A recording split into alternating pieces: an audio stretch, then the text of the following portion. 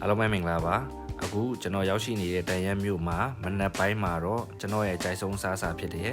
တိုဘူးနွေကောင်းကောင်းဆိုင်မှာတွားရောက်စားတော့မှာဖြစ်ပါတယ်ညနေပိုင်းမှာတော့ကျွန်တော်ဟုံပန်းလန်းမှာပွင့်နေပြီဖြစ်တဲ့ပန်းဝါတွေကိုကြည့်ရှုရင်းလဲပတ်မှာပဲဖြစ်ပါတယ်အဲဒီကအပြန်ကျွန်တော်ဝေလူဝန်ကျောင်းမှာကျင်းပပြုလုပ်နေတဲ့ဝင်ကဘာဖျားပွဲနဲ့ပွဲစည်းကိုလည်းလက်ပတ်ကြည့်ရှုမှာဖြစ်ပါတယ်ဆိုတော့ဒီ vlog လေးကိုကျွန်တော်နဲ့တူလိုက်ကြည့်ကြပါဦးခင်ဗျာบ่อามเบิ่นที่ใจมาย้อนคืนไหน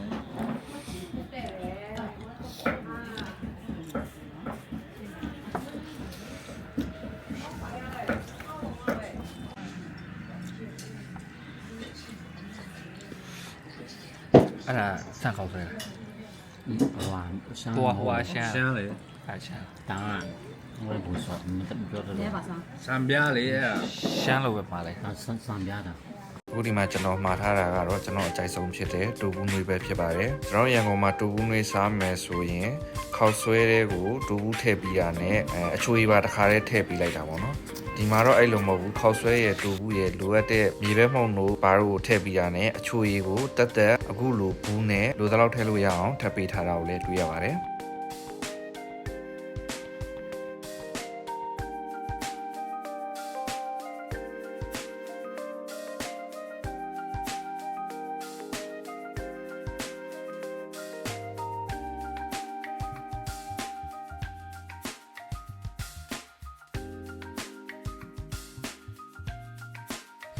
အခုဆိုရင်တော့ကျွန်တော်ဟုံပန်းလန်းမှာရှိတဲ့ပန်းဝါလန်းကိုရောက်ရှိလာတာပဲဖြစ်ပါတယ်။တန်ရမ်းမြို့မှာရှိတဲ့အလှဆုံးလန်းလို့လည်းပြောရမှာပါ။ဒီလိုနှစ်လပိုင်းမှာဆိုရင်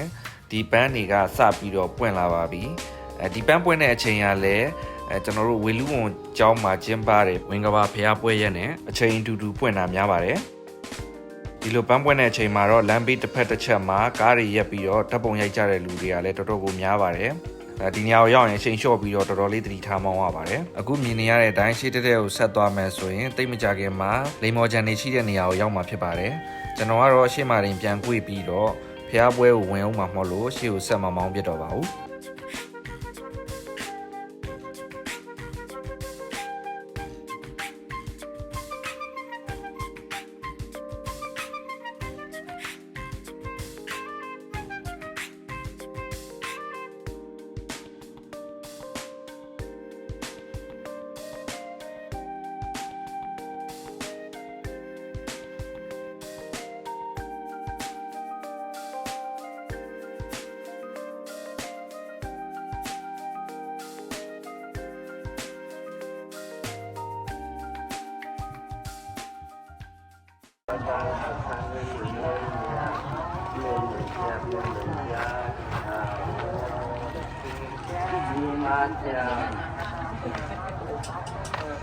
龙山河，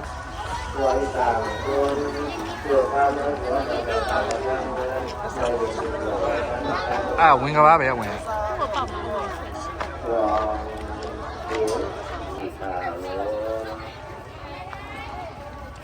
ခုဆိုရင်တော့ကျွန်တော်တန်ရမ်းမြို့ဝီလီယွန်ကျောင်းမှာကျင်းပနေတဲ့ဝင်ကဘာဖျားပွဲကိုရောက်ရှိပါပြီဝင်ကဘာပွဲလို့ခေါ်ရတဲ့အကြောင်းရင်းကတော့ဒီဝီလီယွန်ကျောင်းထဲမှာရှိတဲ့ဒီဝင်ကဘာစေတီရဲ့ရင်ပြင်ပေါ်မှာလူတယောက်စာသွားလို့ရတဲ့ဝက်ချက်နဲ့လှုပ်ထားတဲ့ဇင်းကြံလေးတွေကိုဝင်ကဘာပုံစံမျိုးမွေးလိမ်မွေကောက်လုပ်ပြီးတော့ဝင်ထွက်သွားလာရအောင်လှုပ်ထားတာမို့ဝင်ကဘာပွဲလို့ခေါ်တာဖြစ်ပါတယ်ဒီဒေတာကန်ရဲ့ပြောပြချက်အရတော့ဒီလိုကဘာပတ်ချင်းအဖြစ်နောက်ဘဝကိုရည်စူးပြီးတော့ဝေကျွေးတွေကြည်အောင်ဆိုတဲ့ရည်ရွယ်ချက်နဲ့ဒီဝင်ကဘာကိုဝင်ပတ်ကြတာလို့လည်းသိရပါတယ်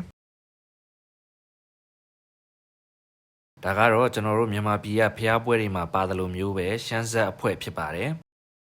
ဒီဇက်အဖွဲ့ကတော့ဒီဘောမျိုးကနေလာပြီးတော့မှဒီဖျားပွဲမှာလာရောက်ကပြ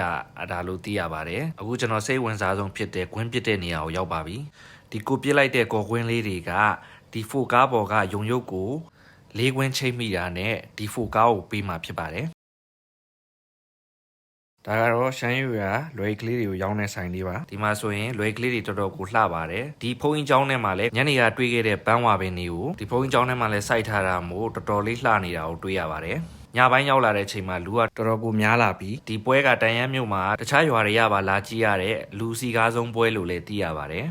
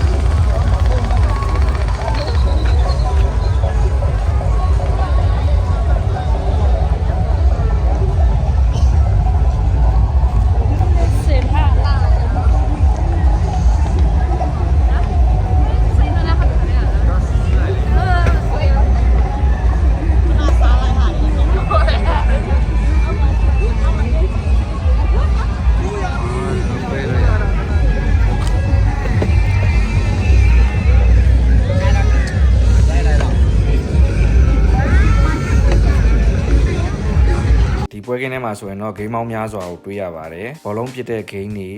နောက်အယုတ်ပစ်တဲ့ဂိမ်းတွေဒီဘက်မှာဆိုရင်လည်းတနက်ပစ်တဲ့ဂိမ်းတွေပုံစံမျိုးစုံနဲ့ခင်းကျင်းထားတာကိုလည်းတွေးရပါတယ်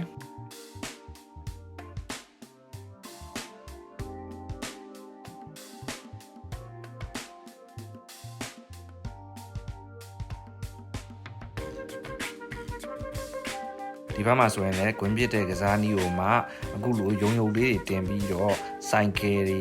ဆောင်းဘောက်စ်တွေအယုတ်တွေနောက်ဒီဘေးနာကားအဖြူပါပြစ်မိလို့သူတို့သတ်မှတ်ထားတဲ့ကွင်းရည်အတွက်တိုင်းချိတ်မိတယ်ဆိုရင်ချိတ်မိတဲ့ပစ္စည်းတွေကိုသူတို့အနေနဲ့ထုတ်ပေးတာပဲဖြစ်ပါတယ်ဒီဘက်အပြင်ဘက်မှာလည်းခောက်ဆွဲဆိုင်တွေရိုးရမုံဆိုင်တွေ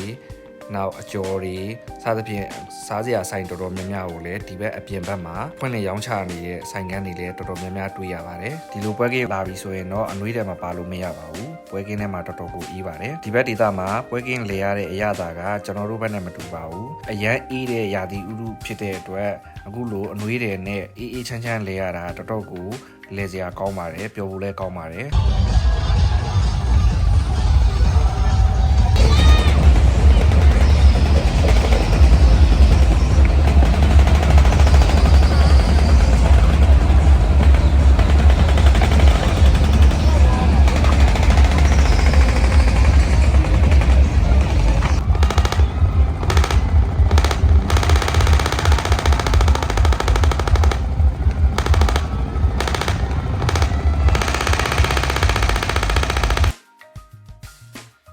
ဒီဗီဒီယိုလေးကတော့တန်ရမ်းမျိုးဝေလူဝန်ကျောင်းထဲမှာကျင်းပတဲ့ဝင်ကဘာပွဲစည်းကို